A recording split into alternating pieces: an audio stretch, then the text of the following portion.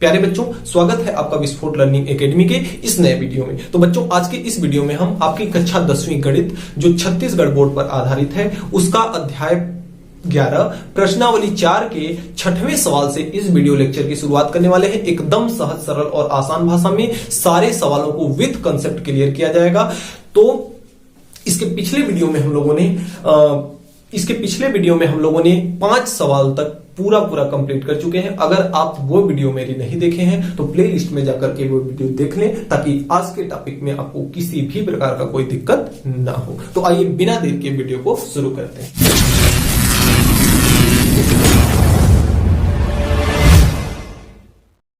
तो आपका जो 6वां सवाल है वह कह रहा है कि साहिद एक खंभे की लंबाई का अनुमान लगाते समय इस प्रकार खड़ा होता है कि ये देखिए, ये जो बंदा बना हुआ है, ये टकला, ये क्या है, साहिद है, और यहाँ हमारे सूर्य देवता हैं। अब देखिए क्या उसके सिर की छाया यच, उसकी सिर की छाया क्या है, यच है। कि सिर यच की छाया वह खंभे के शिखर क्यू की छाया, खंभे का शिखर ये क्यू है और इसका सिर, इस टकले का सिर यच है। इसकी छाया बिंदु डी पर, दोनों की ही छाया कहां पड़ती है, बिंदु डी पर पड़ती है। यदि डीई बराबर 1.6 और डीई यानी कि ये वाली भुजा कितनी है, 1.6, और डीएफ यानी कि ये वाली पूरी भुजा यहां से लेके यहां तक कितना है, 4.4 मीटर है। डीएफ ये वाली भुजा कितनी है, 4.4 मीटर हो तो खंभे की लंबाई क्या होगी, यानी इसकी लंबाई आपको बताना है। और इस टकले की लंबाई यानी साहिद की लंबाई कितनी दी है, 1.2 मीटर। 1.2 मीटर का बस छोटा सा नाटा सा बच्चा है।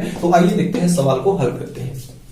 अब देखिए, इसमें हम देख रहे हैं तो 2 त्रिभुज बन रहा है। कौन कौन, एक अगर इस टकले से हम यहां से इस लाइन को मिला दें, इस लाइन को, तो एक त्रिभुज हमारा ये वाला छोटा वाला बन रहा है और एक त्रिभुज ये बड़ा वाला तो बन ही रहा है। अगर इन दोनों त्रिभुजों को यानी कि ये वाला एक बड़ा वाला त्रिभुज, ये वाला यानी QFD, तो ये आपका है QFD, और एक इसका बच्चा यानी छोटा सा जो त्रिभुज बन रहा है, उस छोटे से त्रिभुज को अगर हम मिला दें इस प्रकार से, तो ये आपका D है, ये E है और H है, तो E है और H है। तो अगर इन दोनों त्रिभुजों को हम किसी भी प्रकार से ये दिखा दें कि समरूप है, तो हम इन दोनों त्रिभुजों के संगत भुजाओं का अनुपात बराबर करके इसका मान ज्ञात कर सकते हैं। तो आइए देखते हैं, इसको हल करते हैं। सबसे पहला काम कि जो बिंदु D है, जो आपका कोण D है, वो दोनों में क्या है, उभयनिष्ठ है। तो हम यहां से लिखते हैं कि कोण D दोनों त्रिभुजों में उभयनिष्ठ है। दोनों त्रिभुजों में क्या है, D जो कोण है वह क्या है, कोण D दोनों त्रिभुजों में उभयनिष्ठ है। अब दूसरा कोण देखा जाए, कोण E और कोण F। अगर कोण E और कोण F को देखा जाए तो कोण E और बराबर है कोण F। कोण E यानी कि ये वाला कोण और कोण F यानी ये वाला कोण, क्योंकि सीधा खंभा लाइन ऐसे खड़ी है, जैसे ये वाली लाइन इस तरह से जा रही है, तो इस पर खंभा इस प्रकार से खड़ा है, तो इसके बीच में एंगल कितने का बन रहा है, 90 डिग्री का। और ये ही लाइन ऐसे है और ये जो टकला खड़ा है वह इस प्रकार से खड़ा है, तो इसके भी बीच में कितना कोण बन रहा है, 90 डिग्री का। यानी ये कोण और ये कोण आपस में क्या है, बराबर है। आपस में दोनों कोण क्या है, बराबर है। तो एक कोण ये और ये कोण ये, अगर किसी भी दो त्रिभुज के अगर 2 कोण आपस में बराबर हो तो वह त्रिभुज, दोनों त्रिभुज क्या कहलाता है, समरूप कहलाता है। यानी कि त्रिभुज QFD और त्रिभुज HED ये दोनों क्या है, समरूप है। तो यहां से हम कह सकते हैं कि त्रिभुज अतः त्रिभुज QF और D क्या है, बराबर नहीं, समरूप है। क्या है, समरूप है त्रिभुज HED के। तो त्रिभुज HED के। अब हम जानते हैं कि अगर त्रिभुज, हम जानते हैं एक स्टेटमेंट यहां पे लिखते हैं, हम जानते हैं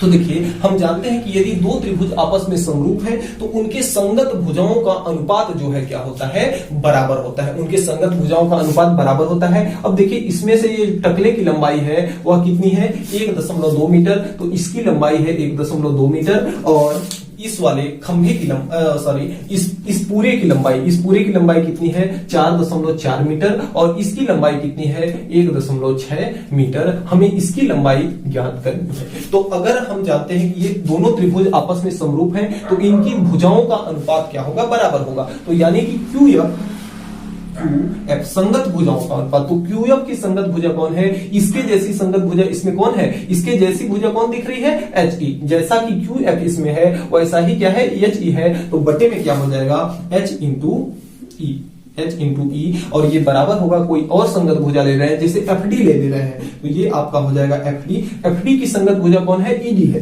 तो ये आपका हो जाएगा ED। अब देखिए QF का मान हमें ज्ञात करना है तो QF के जगह पे QF रहने देते हैं, QF ही हमारा खंभा है। HF का मान दिया है HE है ना, हाँ यहाँ पे F लिख दिए हैं, ये आपका E है QE, हाँ ये वाला E है। तो HE की लंबाई कितनी है, HE की लंबाई 1.2 है। HE फॉर टकला, तो HE की लंबाई कितनी है 2 है और FD कितना है, FD है 4.4 तो ये आपका हो जाएगा 4.4। ED है 1.6 तो ये आपका हो जाएगा 1.6। इसको क्या करेंगे उठा करके इधर फेंक देंगे तो यहाँ पे आपका बचेगा QF यानी खंभा और टकले को इधर कर देंगे, ये आपका है 4.4 और इंटू में 1.2 इधर जाएगा तो आपका हो जाएगा इंटू में 1.2 क्योंकि भाग में है और ये कितना हो जाएगा 1.6। अब देखिए करते क्या है, अब यहाँ पे QF को करते हैं, सबसे पहले दशमलव को हटा लेते हैं, काटने में आसानी होगा। तो इसमें ऊपर में हम गुणा कर देते हैं 100 का गुणा करेंगे 2 अंक पे दशमलव हट जाएगा। अब ऊपर 100 का गुणा किए हैं तो नाइंसाफी नीचे वाले के साथ नहीं करना है, इसको भी हम कितने का गुणा करते हैं 100 का। तो इसमें देखिए 100 का गुणा जब होगा तो 2 जीरो से इन दोनों का दशमलव हट जाएगा तो ये आपका हो जाएगा 44 इंटू में 12 और बटे में 1.6 से 100 का गुणा होगा तो ये कितना हो जाएगा 160। अब देखिए इसको काटा जाए, 4 से आपका काटा जाएगा 11 चौक 44, 4 से इसको काटा जाएगा 4 चौका 16, 40 बाद में चला जाएगा। अब देखिए इसको काटेंगे 40 को 12 को तो 4 तिहाई 12 और 4 दहाई में 40। अब QF बराबर 11 तिया ऊपर में है 33 और नीचे में कितना है 10, नीचे में कितना है बटे में 10। तो यहां से आपका जो QF यानी पोल की जो लंबाई होगी 33 बटे 10 यानी 3.3 मीटर का जो है आपका खंभा है, 3.3 मीटर का खंभा है। अगर प्रश्न में आपके ये बोल दिया होता कि आप टकले से खंभा कितना बड़ा है, ये वाला टकला जो है इस टकले से खंभा कितना बड़ा है तो 3.3 आपका खंभे की लंबाई है, टकला कितना है 1.2 यानी कि इसमें से आपका 1.2 माइनस हो जाता तो आपका टकले से ये कितना लंबा हो जाता खंभा, ये आपका हो जाता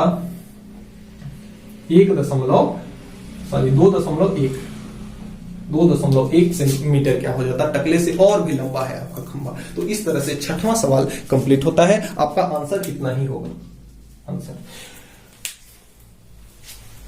तो देखिए प्रश्न संख्या 7 को समझने के लिए मैंने साइड में बहुत सारे त्रिभुज बनाए हैं। अभी बारी बारी से करके आपको एक एक को पूरे को समझाऊंगा और बिल्कुल सवाल को मक्खन कर दूंगा। तो देखिए 7वां सवाल कह रहा है कि चित्र में कौन से 2 त्रिभुज ABC के समरूप है। तो देखिए इसी त्रिभुज को मैंने 3-4 आकृतियों में डिवाइड कर दिया है। देखिए इसमें कह रहा है कि कौन से 2 त्रिभुज ACB या ABC के क्या है समरूप है। तो देखिए इस बड़े वाले त्रिभुज को ABC, इन बीच वालों में का पूरा हटा करके मैंने बड़े वाले त्रिभुज को यहां बनाया है और एक त्रिभुज ये छोटा वाला इधर का जो है मैंने इसको बनाया है और एक त्रिभुज जो यहां वाला है इसको मैंने यहां बनाया है। अब देखिए इसमें करिश्मा क्या होता है, इसमें यह होता है ABC के समरूप कौन कौन है इसको बोल रहा है हमें ज्ञात करने के लिए। तो इसको ज्ञात करने के लिए सबसे पहले हम इन त्रिभुजों को क्या करते हैं पलटते हैं, इसी क्रम में बनाते हैं। यहां पे इसका कौन सा डिग्री का है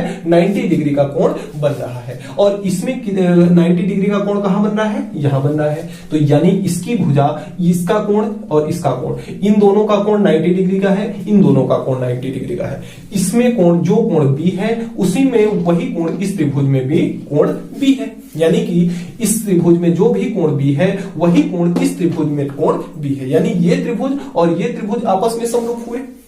दूसरा चीज इसका इसमें अगर देखा जाए तो यहाँ पे कितने अंश का कोण बन रहा है 90 डिग्री का, यहाँ पे कितने अंश का कोण बन रहा है 90 डिग्री का। जो कोण इसमें ए है वही कोण इस बड़े वाले त्रिभुज में कोण ए है, यानी कि इसके दो कोण इसके दो कोणों से मिल रहे हैं, इसके दो कोण इसके दो कोणों से मिल रहे हैं, तो यह किसके समरूप है, इसके समरूप है।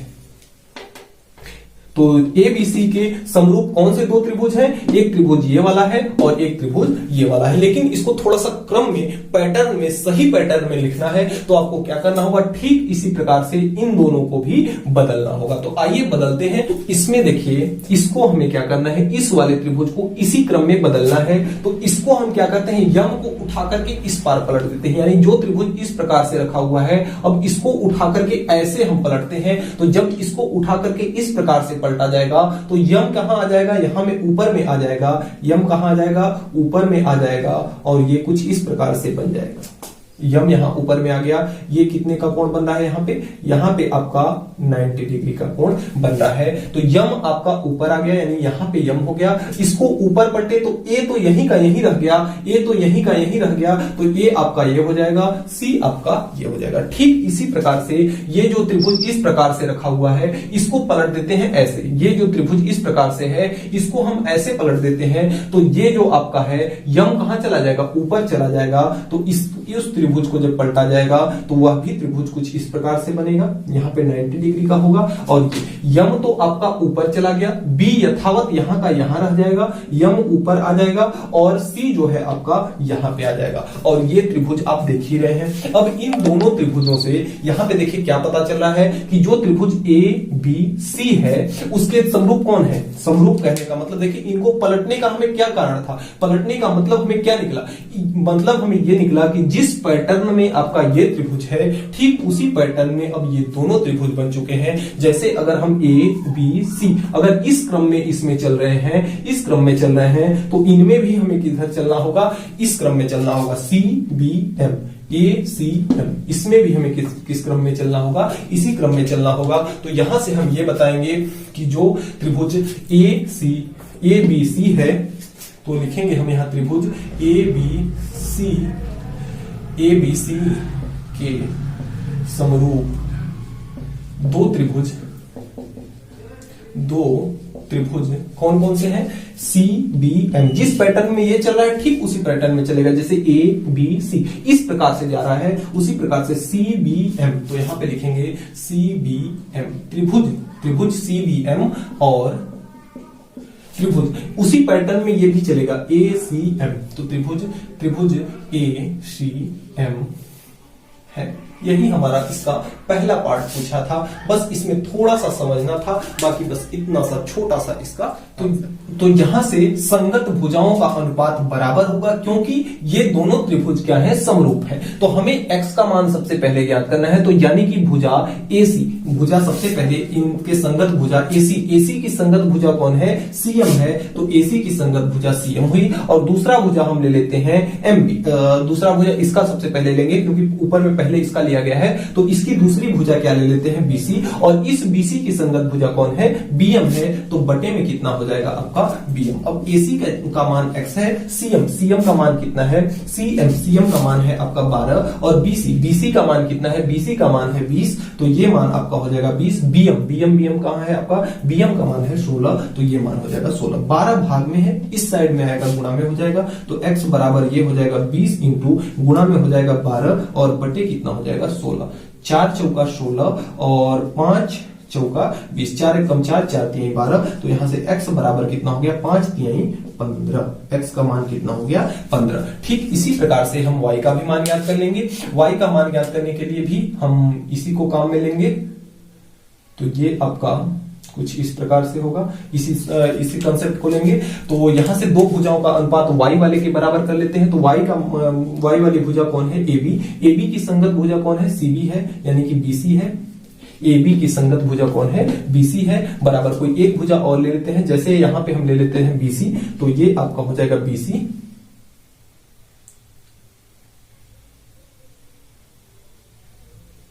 ये वाला BC इसमें की BC और बटे में इसकी संगत भुजा कौन है, BM है, तो बटे में कितना हो जाएगा आपका BM। अब देखिए ये वाला BC इसका है और ये वाला BC इसका है, तो यहां से AB का मान कितना है y + 16, तो ये आपका है y + 16।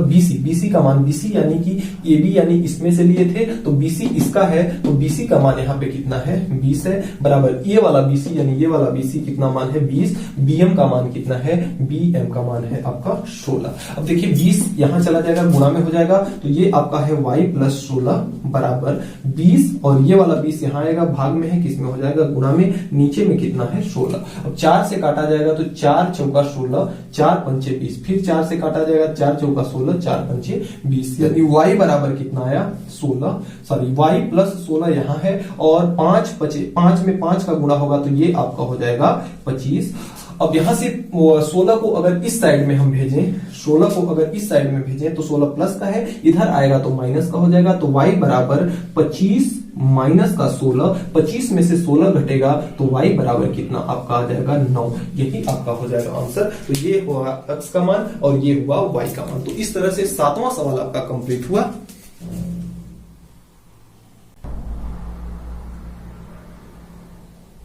तो प्रश्न संख्या 8वां जो है कह रहा है कि ABC और BDE दो समबाहु त्रिभुज इस प्रकार हैं कि D भुजा BC का मध्य बिंदु है, तो त्रिभुजों ABC और BDE का क्षेत्रफल ज्ञात कीजिए। देखिए एक त्रिभुज आपका है जो कि है ABC, और इसमें कह रहा है कि जो D है BC का मध्य बिंदु है, जो बिंदु D है वह BC का क्या है, मध्य बिंदु है, यानी जितनी दूरी ये है उतना ही दूरी ये भी है। और कह रहा है आगे कि एक बिंदु E भी है, यानी E बिंदु को हम मान लेते हैं कहाँ है, इस प्रकार से एक बिंदु E है, ये वाला बिंदु क्या है, E है। तो हमें ये दिखाना है कि त्रिभुजों के क्षेत्रफलों का अनुपात ज्ञात करना है, इस त्रिभुज और इस त्रिभुज, यानी त्रिभुज आपका ABC एरिया ऑफ त्रिभुज ABC और बटे अनुपात किसका, त्रिभुज BDE। तो एरिया ऑफ त्रिभुज BDE हमको क्या करना है, ज्ञात करना है। किसी भी प्रकार से हम ये दिखा दें कि ये वाला त्रिभुज और ये वाला त्रिभुज आपस में क्या है, समरूप है, ये वाला त्रिभुज और ये वाला त्रिभुज आपस में समरूप है, तो हम इसको आसानी से ज्ञात कर सकते हैं। तो हम दिखाते हैं, देखिए हम जानते हैं कि जो कोण B है वह त्रिभुज, बड़े वाले त्रिभुज का भी एंगल है और इस छोटे वाले भी त्रिभुज का एंगल है। तो ये जो कोण B है वह क्या है, उभयनिष्ठ कोण है, उभयनिष्ठ कोण है, जो B है वह क्या है, उभयनिष्ठ कोण है। और एक चीज और हम दिखा दें, इसमें ये जो दोनों रेखाएं हैं एक दूसरे के क्या है, समांतर हैं, एक दूसरे के ये दोनों रेखाएं क्या है, समांतर हैं, और ये रेखा एक तिर्यक इसको प्रतिच्छेद कर रही है, तो ये कोण और ये कोण आपस में क्या होंगे, बराबर होंगे, यानी ये कोण और ये कोण आपस में क्या होंगे, बराबर होंगे। तो हम यहां से लिखेंगे त्रिभुज कोण D बराबर है कोण किसके, C के, कोण C के, क्योंकि ये कैसा कोण है, ये कैसा कोण है आपका, ये कोण है शीर्षाभिमुख कोण, शीर्षाभिमुख कोण, शीर्षाभिमुख कोण है। तो यहां से ये कोण और ये कोण, दो कोण इन दोनों त्रिभुज के बराबर हैं, अतः हम ये कह सकते हैं कि त्रिभुज AB और C, त्रिभुज ABC सर्वांगसम है किसके, त्रिभुज BDE के, त्रिभुज BDE के, यानी ये वाला त्रिभुज ये वाला, इनके दो कोण अगर आपस में बराबर हैं तो इसलिए ये दोनों त्रिभुज आपस में क्या होंगे, सर्वांगसम होंगे। और जब त्रिभुज चूंकि यहां लिखेंगे, चूंकि जो आपका त्रिभुज है सर्वांगसम है, अतः त्रिभुज जो सर्वांगसम है, अतः एरिया ऑफ त्रिभुज ABC, एरिया ऑफ त्रिभुज ABC बटे एरिया ऑफ त्रिभुज BDE बराबर होगा। देखिए अगर त्रिभुज सर्वांगसम है तो इसका एरिया दोनों त्रिभुजों का क्षेत्रफलों का अनुपात उनके संगत भुजाओं के अनुपातों के वर्गों के बराबर होता है। तो इनकी संगत भुजाएं कौन कौन सी हैं, अगर इसको हम अलग से ड्रॉ करें, अलग से इस त्रिभुज को ड्रॉ करें, तो ये वाला छोटा वाला त्रिभुज कुछ इस प्रकार से बन रहा है, BE और D है, और इस त्रिभुज को अगर अलग से बनाएं ऊपर वाले त्रिभुज को, बड़े वाले त्रिभुज को, तो ये त्रिभुज कुछ इस प्रकार से बन रहा है, ये बिंदु ए है और ये बी है और ये क्या है, सी है। तो बीई की संगत भुजा कौन सी है, ऊपर में ए बी सी लिखे हैं तो इसको ऊपर में लिखेंगे, तो ए बी की जो संगत भुजा है, ए बी की जो संगत भुजा है वह क्या है, ई बी है, तो ये आपका है बीई, तो इसका स्क्वायर हो जाएगा।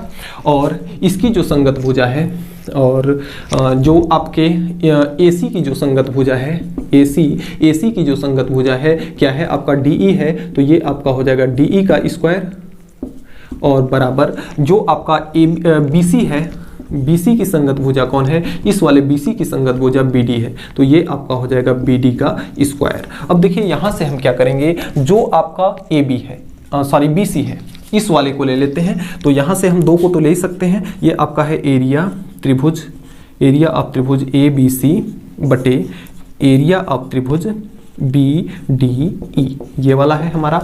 और इसके साथ हम ले लेते हैं कि इसको BC जिसमें है, BC यानी कि इसमें है, तो ये इसको ले लेते हैं, एक टर्म इसको ले लेते हैं, बाकी इन दोनों को हम छोड़ देते हैं अभी फिलहाल। तो ये आपका है BC बटे आपका यहाँ है BD है ना, तो BC बटे BC बटे BD, और इसका क्या हो जाएगा, होल स्क्वायर। अब देखिए BC किसके बराबर है, ये दोनों D जो है मध्य बिंदु में है, चूंकि हम लिखेंगे कि आपका यहाँ पे लिख देते हैं कि जो आपका BD है बराबर क्या है, CD के है, BD जो है बराबर CD के है, ये समीकरण नंबर 1 मान लेते हैं, क्योंकि ये चीज दिया है कि जो D है BC को मध्य बिंदु में काटता है, जो D है BC का क्या है, मध्य बिंदु है, यानी इसको दो बराबर भागों में बांटता है, यानी BD और ये दोनों आपस में बराबर हैं। ये जो है आपका BC किसके बराबर है, ये दोनों आधा आधा पर है, ये दोनों आपस में क्या बराबर है, तो ये जो BC है यह 2BD के बराबर है, 2 इंटू BD के बराबर है, तो इसके जगह BC के जगह पे हम लिख सकते हैं 2 इंटू BD, और बटे में कितना हो जाएगा BD, और इसका स्क्वायर है तो स्क्वायर। अब देखिए BD से BD कट जाएगा, बचेगा क्या आपका, 2 बटे 1 का होल स्क्वायर। अब 2 बटे 1 यानी 2 का स्क्वायर 4, 1 का स्क्वायर 1, यानी अनुपात अगर देखा जाएगा तो 4 संबंध 1 का। ये जो आपका प्रश्न है ये बहुविकल्पी था, इसमें आपका विकल्प नंबर 3 सही है, जो कि कितना होगा, 4:1। प्रश्न संख्या 9 जो है कह रहा है कि यदि 2 त्रिभुज समरूप हैं, जैसे अगर हम मान लेते हैं 2 त्रिभुज, एक आपका है क्या ABC और दूसरा त्रिभुज क्या है PQ और R। ये बोल रहा है कि 2 समरूप त्रिभुज में आपका जो दिया है उसमें कह रहा है कि 9AR त्रिभुज, एरिया ऑफ त्रिभुज ABC बराबर है 16 एरिया ऑफ त्रिभुज PQR के। ये चीज हमें क्या है, ज्ञात है या दिया है, इसको हम लिख लेते हैं दिया है। ये यहां से अगर हम देखें तो ये आपका है एरिया ऑफ त्रिभुज ABC।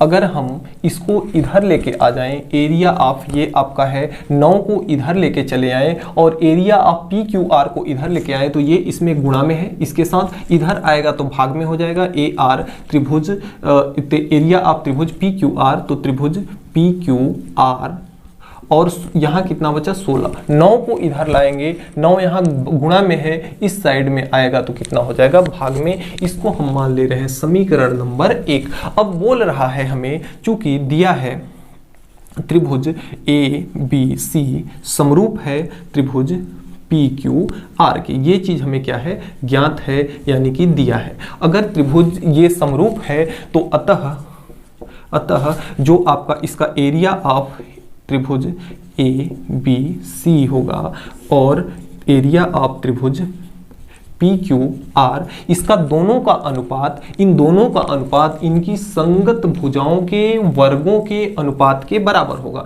तो इनकी संगत भुजा, जैसे AB को अगर ले लिया जाए तो AB की संगत भुजा कौन है, PQ, तो ये आपका हो जाएगा PQ का स्क्वायर बराबर। अगर हम BC ले लें संगत भुजा इसकी, तो BC की संगत भुजा इसकी कौन है, QR है, तो QR का स्क्वायर हो जाएगा बराबर। अगर हम AC इसकी भुजा ले लें AC, तो AC की संगत भुजा कौन है, पी आर है, तो ये आपका हो जाएगा पी आर का स्क्वायर। अब हमें इन दोनों को लेकर के नहीं चलना है, इन दोनों को छोड़ दे रहे हैं। इसका मान समीकरण 1 से, तो इसमें हम लिखते हैं समीकरण 1 से। समीकरण 1 से अगर इसका मान रखेंगे तो इतने का मान कितना है 16/9, तो इतने के जगह पे हम कितना रख लिए 16/9, और यह बराबर है AB बटे PQ के वर्ग के। अब हमें इसका वर्ग नहीं ज्ञात करना है, हमें ज्ञात करना है AB बटे PQ। AB बटे PQ का मान हमको ज्ञात करना है। तो यहाँ से वर्ग को हटाएंगे, वर्ग जब हटता है तो क्या इस साइड में आके क्या हो जाता है रूट में, और बराबर कितना हो जाएगा AB बटे PQ। अब 16 का वर्गमूल कितना होता है, 16 का वर्गमूल होता है आपका 4, और 9 का वर्गमूल होता है आपका 3, बराबर कितना हो जाएगा AB बटे PQ। अब इसका अनुपात AB बटे PQ का अनुपात कितना है आपका 4:3 का जो अनुपात है वह है। यह भी देखिए 9वां भी सवाल आपका बहुविकल्पी था, तो 4:3 आपका पहला विकल्प सही होगा। तो